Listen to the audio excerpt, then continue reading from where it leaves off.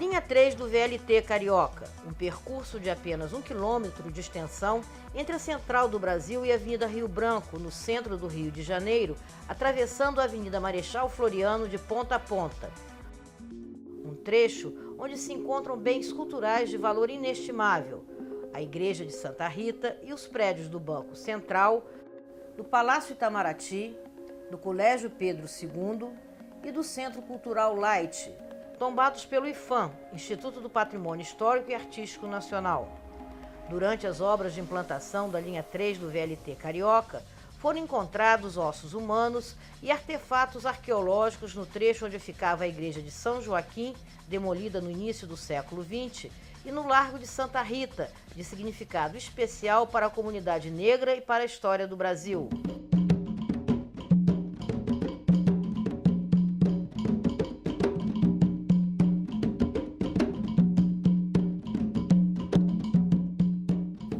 Por conta disso, foi formada a Comissão Pequena África, reuniões semanais realizadas na sede da Superintendência do IPHAN no Rio de Janeiro, com representantes do movimento negro, de instituições federais, estaduais, municipais, das empresas envolvidas na construção do VLT Carioca e da sociedade civil. Sempre existiu, nas fases de projeto e no entendimento com a prefeitura, que nós teríamos achados importantes naquele trecho. Então, o VLT sensível para esse momento, e um momento muito mais especial, porque mexe com a história dos ancestrais, das pessoas que aqui estiveram, né? Nosso cuidado foi sempre nesse sentido, né? Em fazer a coisa sempre comedidamente, controladamente e acompanhada pela nossa empresa de arqueologia e supervisionado pelo próprio IPHAN. Toda obra de infraestrutura é necessário que seja feito um projeto de arqueologia. Toda intervenção no subsolo tem que ser acompanhado pela arqueologia. E os profissionais da arqueologia são acompanhados pelo IPHAN, que é o gestor do patrimônio arqueológico brasileiro. Foi feito um detalhado estudo de documentos históricos para que nós pudéssemos ter uma ideia do que nós poderíamos encontrar. E nós desenhamos já pensando em entrar em contato, em procurar, em trabalhar de maneira conjunta com o movimento negro. Ouvir as pessoas interessadas, transformar e modificar um projeto, tanto da arqueologia quanto de construção do VLT. O IPHAN está mais uma vez abrindo a porta, né, para estar com essa tratativa, para estar ouvindo esse coletivo, né, do movimento negro. Nós tivemos inclusive ações de visitas no laboratório aberto de arqueologia urbana, o Futuro Laal, na realidade, que está funcionando no Galpão da Gamboa, para eles terem também um contato com esse acervo arqueológico, né, todo ali da zona portuária. Então, assim, é uma construção de um diálogo que eles entenderam como um momento histórico para eles, né? Nós optamos por reunir as entidades do movimento negro representativas. Hoje nós temos 32 entidades no Comitê da Pequena África. E fizemos uma comissão para facilitar, agilizar o trabalho, que é composta por 8 entidades representativas. E nessa reunião aqui no IPHAN, o pessoal começou a entender qual era o nosso posicionamento. Nós queríamos, primeiro, informação, nós queríamos participação, queríamos ser ouvidos, queríamos ouvir, queríamos entender. Nós não somos contra o progresso. Porém, nós queremos a preservação da nossa memória, nós queremos a reparação. Então, a questão nossa é o quê? A demarcação daquele solo sagrado para nós é de vital importância. Para quê? Para ali ser erguido um monumento, para que ali seja apresentada informações para que as pessoas entendam da importância daquele espaço para a cultura negra. No grupo de trabalho aqui, Pequena África, houve uma voz firme que não queriam que mexessem quem estivesse quieto, ou seja, nos esqueletos humanos que estivessem em contexto. Nós sempre fomos contrários às escavações. Por que nós somos contrários às escavações? Entendemos que ali estão os restos mortais de todos os nossos ancestrais. Para serem escavados e serem removidos, seriam removidos de que maneira, de que forma e para onde? Para ficar em caixas, ficar em depósitos, como tem vários outros, do cemitério do IPN, outros que foram achados em várias outras partes, que estão espalhados por vários lugares, a gente não queria isso. Mas queremos a demarcação do espaço, o entendimento. E aí começou a discussão, como fazer a demarcação, como fazer o reconhecimento sem haver a escavação, sem haver a profanação daquele solo sagrado. Nós já sabíamos como é que as camadas arqueológicas se comportavam, né? E nós sabíamos que parte significativa dos esqueletos em contato estavam a 50, 60 centímetros abaixo do nível atual. E uma conversa técnica com o VLT, percebemos que seria possível passar o VLT sem que fosse na área preservada do cemitério. Tubulações que eram para passar 60 foram distribuídas numa área de 30 centímetros. Eu acho que se nós tivéssemos escavado, nós talvez conseguíssemos indícios de fazer algumas associações. Mas nós, esse grupo de trabalho, optou por não fazer esse tipo de investigação. Optou pela preservação para manter aquele espaço sagrado. Foi uma opção. Como toda opção, tem lados positivos e lados negativos. Mas nesse momento foi isso que nós todos decidimos fazer. O importante de tudo isso é o caminho que foi feito na composição entre o poder público, sociedade civil, as empresas, que de uma maneira ou de outra cederam, dialogaram e a coisa está avançando. Como resultado das decisões tomadas durante as reuniões da Comissão Pequena África, o projeto de arqueologia foi completamente modificado. Na Avenida Marechal Floriano e adjacências, os arqueólogos trabalharam para delimitar o cemitério dos Pretos Novos, atendendo às solicitações dos representantes da Comissão Pequena África. Como é que o IPHAN vai gerenciar um bem arqueológico se ele não conhece os seus limites? Ele tem que saber onde começa e onde termina. E aí não ter a materialidade necessária para que nós possamos dizer com certeza aqui é um cemitério dos primeiros africanos que chegaram nessa terra. Nesse momento nós faremos sondagens, partindo desse ponto, indo em direção a Marechal Floriano. O objetivo dessas sondagens é vir de fora para dentro, procurando vestígios materiais de sepultamentos que tenham sido realizados na área informada então como o sítio cemitério dos Pretos Novos do Largo de Santa Rita.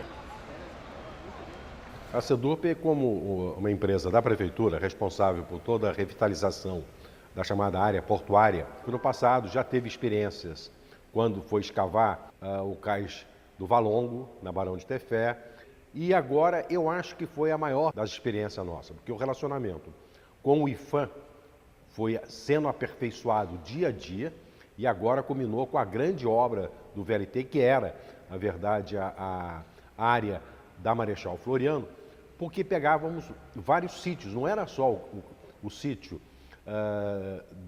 da igreja de Santa Rita. Ali na área, em frente ao Pedro II, nós temos o sítio da igreja de São Joaquim. Esses artefatos, eles têm uma característica muito especial, porque, na verdade, eles foram encontrados num local bastante específico, que tem um significado simbólico interessante, porque eles estão bem na região do que era o altar da antiga igreja de São Joaquim, e sepulturas, né, do que seriam as pessoas mais destacadas da sociedade, né, que tinham o privilégio de serem sepultadas dentro da igreja, e especialmente naquele local próximo ao altar, que era um local importante na época. Pegar um objeto e conseguir traçar a história desse objeto, traçar a história de quem consumiu esse objeto, isso é que é gratificante.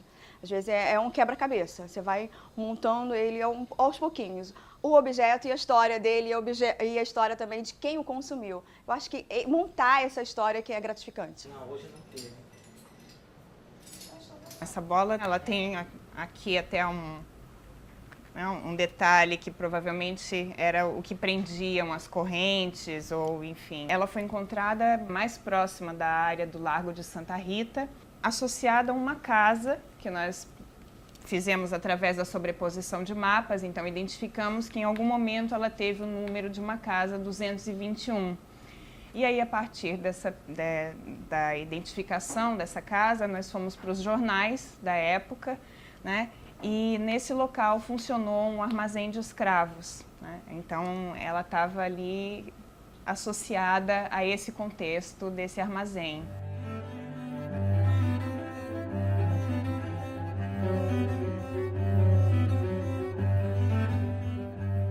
No geral, a sociedade possa ser que não seja nada, mas para nós que batalhamos, que lutamos pelo combate ao racismo nesse país, né, pela preservação da ancestralidade por reparação histórica, isso para a comunidade negra tem assim um peso enorme. Vamos preservar, vamos cultuar aquela cultura que foi tão sofrida, aquele povo foi tão sofrido há anos atrás e que agora vem pedindo esse resgate. Então, para mim, é muito importante estar aqui. O CONDEDIM está nisso.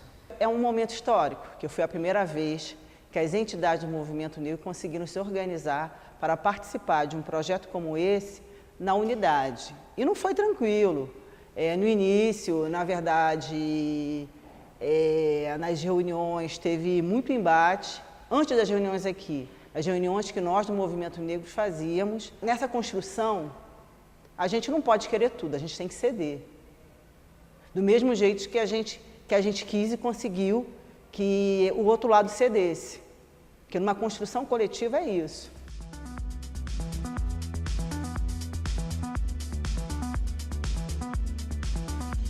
Educação patrimonial é a maneira como os arqueólogos traduzem o conhecimento que eles produziram para a sociedade nacional, para a sociedade abrangente. Nós vamos fazer oficinas com instrumentos de influência africana nas escolas e vamos ter também um esquete preparado especificamente para essas ações de educação patrimonial.